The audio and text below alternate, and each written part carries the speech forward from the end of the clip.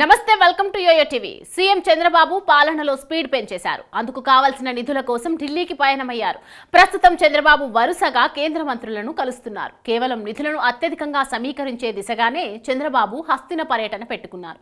ప్రధానితో పాటు కేంద్ర మంత్రులను కలిసి రాష్ట్రానికి మరిన్ని నిధులు వచ్చేలా సహకరించాలని కోరుతున్నారు.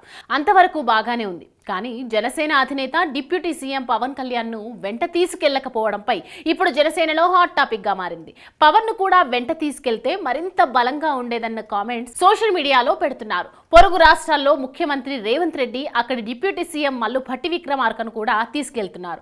ప్రధానిని కలిసిన కేంద్ర మంత్రులతో భేటీ అయిన రేవంత్ రెడ్డి వెంట భట్టి ఉంటారు. ఇక పార్టీ అగ్రనేతలను కలిసినప్పుడు కూడా ఆయన తన వెంటే డిప్యూటీ సీఎం ను అంటిపెట్టుకొని వెళ్తారు. పార్టీ పెద్దలను కలిసినప్పుడు సరే, కానీ ప్రధాని కేంద్ర మంత్రులను కలిసేటప్పుడు డిప్యూటీ సీఎంను తీసుకెళ్లడం అంటే అది ఒక గౌరవం ఇచ్చినట్లు అవుతుందంటారు.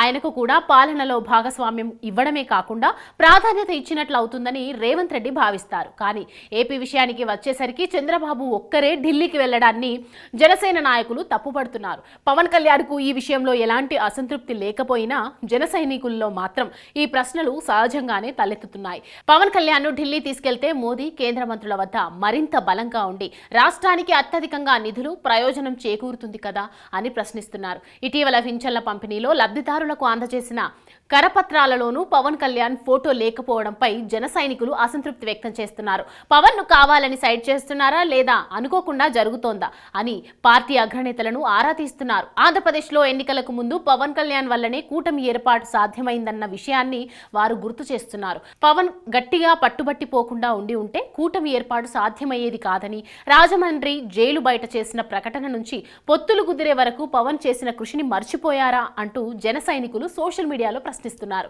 ముఖ్యమంత్రి చంద్రబాబు తర్వాత స్థానం పవన్ కళ్యాణ్ కు ఇవ్వాల్సిందేనని, సమ ప్రాధాన్యత ఇస్తేనే తమకు తృప్తిగా ఉంటుందని కూడా కొందరు కామెంట్స్ పోస్ట్ చేస్తున్నారు. అయితే పవన్ ను ఆహ్వానిస్తే ఆయన తాను ఢిల్లీకి ఇప్పుడు రాలేనని చెప్పారా, లేక మామూలుగానే చంద్రబాబు పర్యటన చేపట్టారా అన్న విషయంలో పార్టీ అగ్రనేతలే క్లారిటీ ఇవ్వాల్సిందే. మొదట్లోనే ఇలా ఉంటే 5 ఏళ్ల పాలనలో ఇలాంటివి ఎన్ని వినాల్సి వస్తుందో.